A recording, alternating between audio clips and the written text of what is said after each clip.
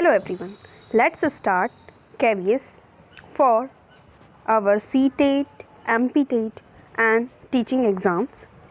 So let's get started with pedagogy.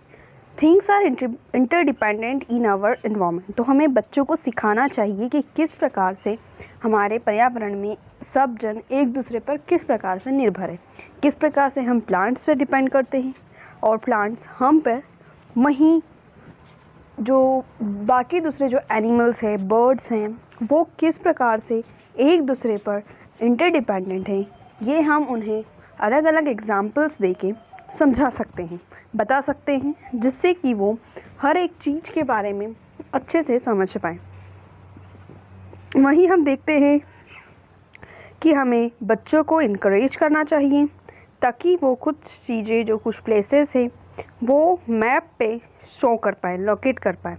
इससे उनका जो अंडरस्टैंडिंग है प्लेसेस को लेके, डायरेक्शंस को लेके, डिस्टेंसेस को लेकर, वो मैनेज हो सके। हम उन्हें बता सकते हैं कि कह सकते हैं कि आप अपने लोकेलिटी का मैप बनाइए। इससे उनकी जो समझ है डायरेक्शन और प्लेसेस को लेके, वो बढ़ेगी। वहीं हम इनकरेज कर सकते हैं बच्चों को कि वो अपने बड़ों के साथ एनिमल्स के बारे में, इंसेक्ट्स के बारे में बात करें। वहीं वो डिस्कस करें कि क्यों कोई एक जो बर्ड है वो या कोई एनिमल है तो वो हमारे एनवायरनमेंट में उनका नंबर क्यों कम हो रहा है। जैसे कि हम देखते हैं गौरैया, जो कि बहुत सारी जगहों पे नहीं देखने में आती। वहीं क्रो, वो भी बहुत सी जगहों पे देखने में नहीं आता। तो इनके पीछे रीजंस क्या हैं और क्या चेंजेस हमारे एनवायरनमेंट में हो रहे हैं जो हम इन्हें यहाँ पर नहीं देख पा रहे हैं। तो इस प्रकार से कुछ चीज़ें हैं जो कि वो अपने एल्डर से पूछेंगे तो धीरे धीरे उनके को जो हमारा इन्वायरमेंट है उसके प्रति वो सेंसिटिव होंगे और इस तरीके से उनका नॉलेज भी गेन होगा और साथ में उनका जो कन्वर्सेशन है अपने पेरेंट्स के साथ, एल्डर के साथ, वो भी हेल्दी रिलेशनशिप क्रिएट होगा। वहीं हम अलग अलग प्रकार के जो इश्यूज़ होते हैं और जो डिफरेंट एंगल्स हैं उनके बारे में बच्चों को सिखाने के लिए हम डिबेट करा सकते हैं। तो सबसे पहले हमें उन्हें डिबेट के बारे में बताना होगा कि डिबेट एक्चुअली में होता क्या है, उसके क्या रूल्स होते हैं, किस प्रकार से डिबेट किया जा सकता है और किन टॉपिक्स पे भी डिबेट कर सकते हैं। तो ये कुछ पॉइंट्स होते हैं जिसको पहले बच्चों को समझाएं। उसके बाद अलग अलग इश्यूज़, अलग अलग एंगल्स लेकर हम बच्चों के बीच में डिबेट करा सकते हैं। इससे वो क्या होगा कि उनमें अपने आप को एक्सप्रेस करने की जो क्वालिटी है, जो स्किल है, वो इंक्रीज़ होगा। साथ ही बच्चे जो कॉइन के जो दोनों पहलू होते हैं, जैसे कॉइन के दो पहलू होते हैं, वैसे हर एक बात के दो एस्पेक्ट होते हैं। तो इस प्रकार से बच्चे दोनों एस्पेक्ट्स जो हैं वो समझ पाएंगे और सीख पाएंगे। फिर जो टीचर है वो एक्सप्लेन कर सकते हैं different peoples role in our society. So हमारे आसपास बहुत सारे लोग हैं, सबके अपने अपने रोल हैं और सोसाइटी में किस प्रकार से उनका रोल कैसा है, ये समझाने के लिए हम रियल लाइफ में, स्कूल में अगर किसी के पेरेंट्स या तो ऐसा मीटअप कर सकते हैं कि सब जन अपने पेरेंट्स के बारे में या वो क्या काम करते हैं उसके बारे में आप सबको, पूरी क्लास को समझाएं, या इस प्रकार से कुछ एक्टिविटीज़ क्रिएट कर सकते हैं। इससे क्या होगा कि बच्चे दूसरे जो प्यूपिल हैं उनके का जो रोल है वो समझ पाएंगे। वहीं पे भी और साथ में वो जान पाएंगे कि हाँ, कोई भी जो वर्क है वो कम नहीं होता है, हर किसी का अपना एक दायित्व है सोसाइटी के लिए। अगर वो ये काम नहीं करेगा तो किस प्रकार से सोसाइटी सफ़र करेगी। तो ये चीज़ भी बच्चे इनसे सीखते हैं। और हम नेक्स्टली रेलवे टाइम टेबल ले जा सकते हैं क्लासरूम में, जिससे हेल्प होगी चिल्ड्रन की, ताकि वो रीड कर सके टाइम टेबल और वहीं पे वो टाइम टेबल को और इंटरेस्टिंग बनाने के लिए हम बता सकते हैं कि किस प्रकार से जो टाइम टेबल है वो किस प्रकार से ज्योग्राफी से रिलेटेड है और किस प्रकार से मैथ से रिलेटेड है। अगर आप उनके सामने लाइवली टाइम टेबल रखोगे तो वो उसे देखकर ज़्यादा अच्छे से सीखेंगे और वहीं उन्हें पता रहेगा, सारी जानकारियाँ समझ में आएंगी। फिर वो वहाँ से डायरेक्शन, डिस्टेंस और कितने डिस्टेंस के लिए कितना प्राइस होता है, मतलब कितना कॉस्ट हमें देना पड़ेगा, ये सब चीज़ें वो धीरे धीरे इस टाइम टेबल को देखकर सीख पाएंगे। वहीं गेम्स के थ्रू भी हम बहुत सारी चीज़ों बच्चों को सिखा सकते हैं। हम उनका जो अटेंशन है वो इस पॉइंट पे क्रिएट कर सकते हैं कि जिस प्रकार से गेम्स को खेलने के लिए अलग अलग रूल्स की आवश्यकता होती है और उन रूल्स के साथ ही हम गेम को प्रॉपर मैनर में खेल पाएंगे, वैसे ही हम गेम की तरह ही हम हमारी लाइफ में भी कुछ रूल्स रेगुलेशंस बना सकते हैं और उनका यूज़ करके अपनी लाइफ और अच्छे से जी सकते हैं। वहीं हम उनसे डिस्क्रिमिनेशन के बारे में भी डिस्कस कर सकते हैं गेम के साथ साथ। जैसे कि गेम में डिस्क्रिमिनेशन नहीं होता, जो रूल्स बॉयज़ के लिए हैं वही रूल्स गर्ल्स के लिए भी होते हैं, और जेंडर वाइज भी कोई रूल में चेंज नहीं होता है। जो रूल एक्चुअल में है वो सभी टाइप्स के क्लास, जेंडर, कास्ट सभी के लिए एक जैसा होता है, प्रॉपर मैनर में होता है, और इसी वजह से सब जन अच्छे से गेम को खेल पाते हैं, समझ पाते हैं और अपना परफॉर्मेंस दे पाते हैं। तो इसी प्रकार से हम बच्चों को समझा सकते हैं कि किस प्रकार से गेम हमें अपनी लाइफ में रूल डिसाइड करना सिखाते हैं और किस तरीके से वो हमें डिस्क्रिमिनेशन से दूर जाना सिखाते हैं। इन सब चीज़ों से बच्चे धीरे धीरे अपने अंदर से जो डिस्क्रिमिनेशन वाला भाव है वो कम कर पाते हैं और वहीं अपनी लाइफ को अच्छे से जीने के लिए रूल्स डिसाइड करने स्टार्ट कर देते हैं और भी अलग अलग तरीके से अपनी अपनी क्रिएटिविटी के अकॉर्डिंग, अपनी अपनी ऑब्जर्वेशन, अपनी अपनी समझ के हिसाब से बच्चे इन गेम्स को और दूसरी चीज़ों को अपनी लाइफ से जोड़ना सीख जाते हैं। नेक्स्ट है कि हम बच्चों को इनकरेज कर सकते हैं फ्लावर्स को पास से देखने से। अब इससे क्या होगा? तो इससे ये होगा कि बच्चे की ऑब्जर्विंग कैपेसिटी बढ़ेगी, वो चीज़ों को ऑब्ज़र्व करना सीखेंगे, वहीं वो नेचर के बारे में और ज़्यादा सीखेंगे। जितना ज़्यादा वो ऑब्ज़र्व करेंगे उतना ज़्यादा नेचर को सीखेंगे, नेचर के बारे में जानेंगे और नेचर के प्रति सेंसिटिव भी होंगे। तो इस तरीके से अगर कुछ हम एक्टिविटी देते हैं बच्चों को, तो ये एक्टिविटी सिर्फ वहीं तक सीमित नहीं रहती, इसके पीछे बहुत सारी स्किल्स होती हैं जो अपने आप ऐड ऑन हो जाती हैं और जिसकी वजह से बच्चों में कई प्रकार की स्किल्स क्रिएट होती हैं। वहीं बच्चों को हम नेक्स्ट, जैसे अब पहले उन्होंने ऑब्ज़र्व किया, फिर हम उन्हें बोल सकते हैं कि अच्छा अभी आपने ऑब्ज़र्व किया, अब आप इन सारे फ्लावर्स को कैटेगराइज करके बताइए। तो बच्चे उन्हें अलग अलग चीज़ों पे, अलग अलग बेसिस पे कैटेगराइज कर सकते हैं। कुछ कैटेगराइजेशन आप उन्हें दे सकते हैं कि आप इनको फ्लावर के नंबर ऑफ पेटल के हिसाब से कैटेगराइज कीजिए, कलर्स के हिसाब से कीजिए, अगर वो बंचे से मिलते हैं या नहीं, इन बातों पे कैटेगराइज कीजिए। और कुछ कैटेगराइजेशन उनसे पूछिए कि अच्छा आपको क्या लगता है कि ये कौन से कैटेगराइजेशन हम और बना सकते हैं। तो इस प्रकार से बच्चे में ऑब्जर्वेबल नेचर के साथ कैरेक्टराइज करने वाला नेचर भी क्रिएट होगा। अब हम नेक्स्टली एक विज़िट भी ऑर्गेनाइज कर सकते हैं कंस्ट्रक्शन साइट पे या कहीं और भी। यहाँ पे एग्जांपल कंस्ट्रक्शन साइट का लिया गया है, तो चैप्टर जो है वो वर्क्स एंड टूल्स पे है, तो और जो दूसरी प्लेसेस है उन पे बेस्ड है। तो हम उसके लिए बच्चों को साइट्स पे भी ले जा सकते हैं, वहाँ के लोगों से इंटरेक्ट करा सकते हैं, कैसे वो काम करते हैं ये उन्हें बता सकते हैं। और फिर बाद में जब हम क्लासरूम में वापस आते हैं तो उनसे रिलेटेड थोड़ा सा डिस्कशन कर सकते हैं, ताकि हम जान पाएंगे कि हमारे जो ऑब्जेक्टिव्स थे वो बच्चों ने कितने % तक कंप्लीट हुए, क्या वो ऑब्ज़र्व करना सीखे, क्या उन्होंने उनके वर्क्स के बारे में, उनके टूल्स के बारे में सीखा। ये भी हम बाद में डिस्कशन के थ्रू पता कर सकते हैं।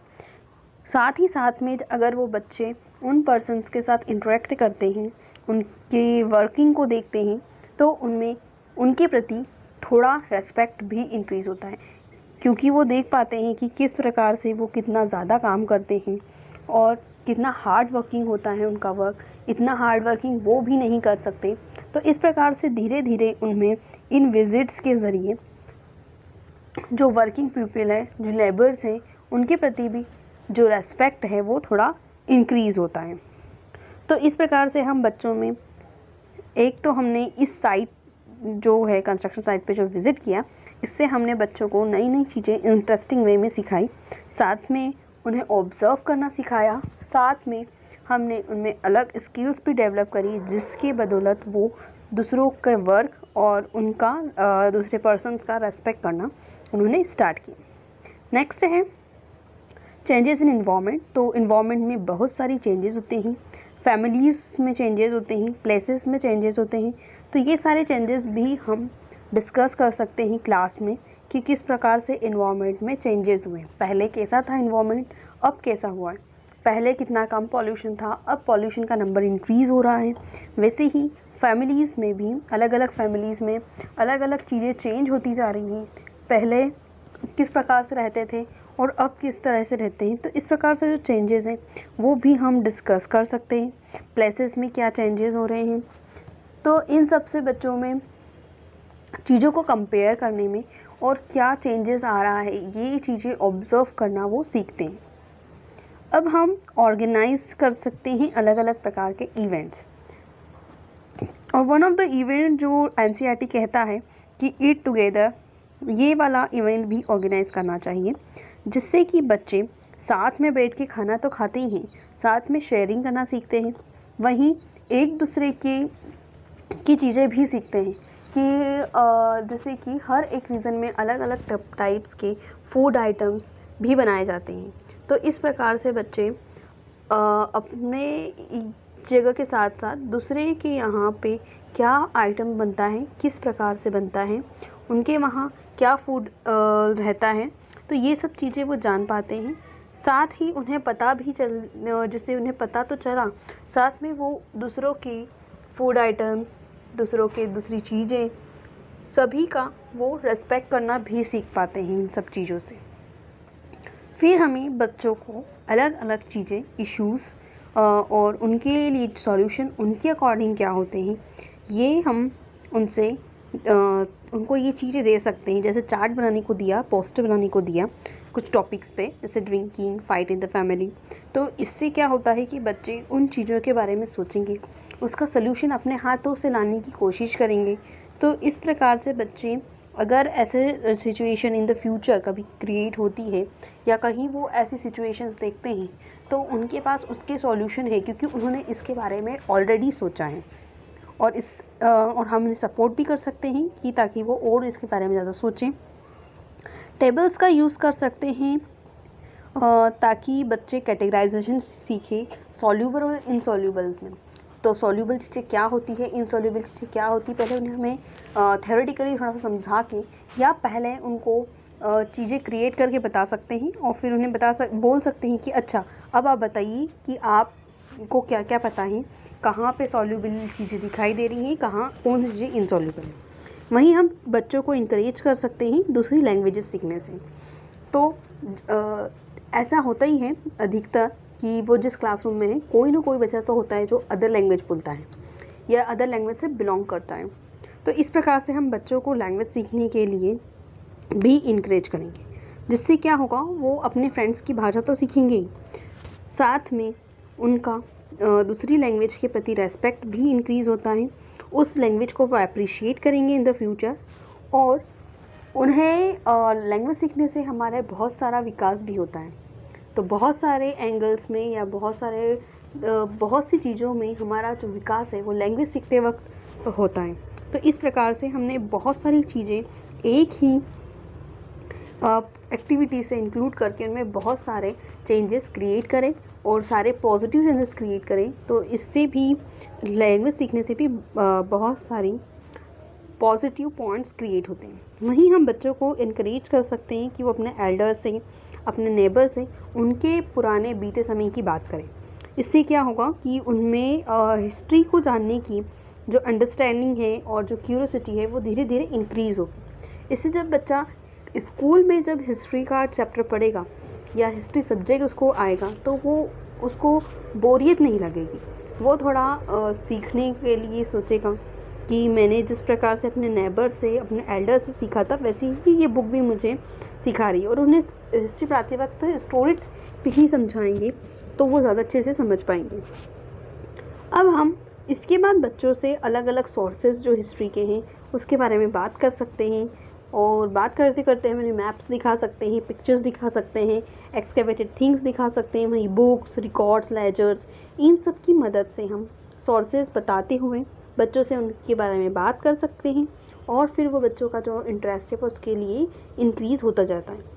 वहीं हम क्लासरूम में सेफ्टी रूल्स भी डिस्कस कर सकते हैं, जिससे बच्चे बाद में भी उन चीज़ों को ध्यान में रख सकें और उन सेफ्टी रूल्स का फॉलो हर जगह कर सकें। घर में रहते हुए क्या सेफ्टी रूल्स रखना चाहिए, बाहर अगर हम रोड पे हैं तो क्या सेफ्टी रूल्स यूज़ करना चाहिए।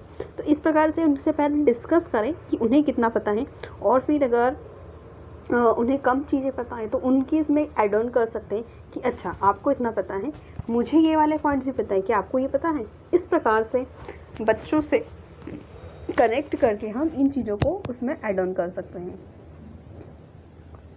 फिर हम डिस्कस कर सकते हैं बच्चों से कि नंबर ऑफ़ व्हीकल्स जो रोड पे हैं वो किस प्रकार से हम कम कर सकें, और इसके लिए हम रिपोर्ट्स का भी, न्यूज़ रिपोर्ट का सहारा ले सकते हैं।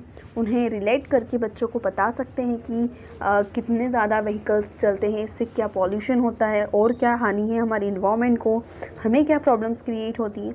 तो इस प्रकार से जो एक्चुअल थिंग्स है बुक्स में उसको डेली लाइफ से रिलेट करके हम बच्चों से डिस्कशन कर सकते हैं और उन्हें इनकरेज कर सकते हैं।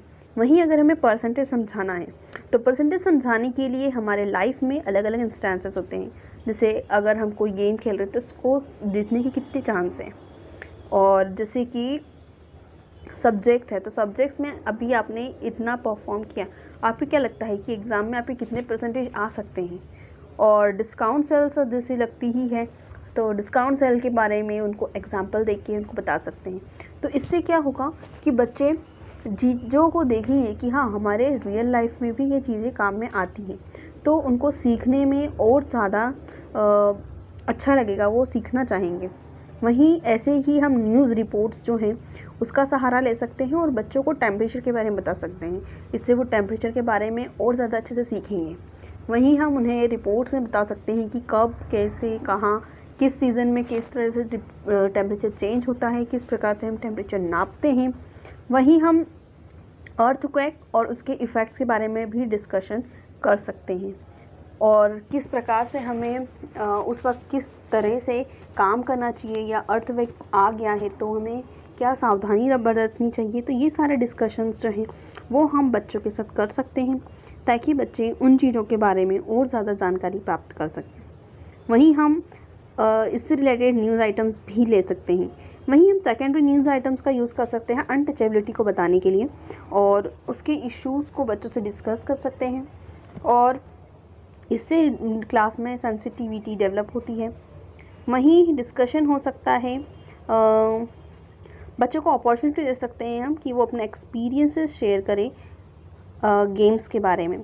इससे क्या होगा कि बच्चों ने जो चीज़ें सीखी हैं, जो चीज़ें उसके पास एक्सपीरियंस है, वो दूसरों को बताना सीखेगा, और जैसे जैसे अपने आप को एक्सप्रेस करना सीखेगा वो और ज़्यादा अच्छे से बाहर की दुनिया में भी अपने आप को एक्सप्रेस करेगा। पहले तो उसे क्लासरूम में अपने आप को एक्सप्रेस करना सीखना पड़ेगा, तभी वो बाहर की दुनिया में भी अपने आप को एक्सप्रेस कर पाएगा। सो आज की वीडियो के लिए बस इतना ही, बाकी हम देखेंगे नेक्स्ट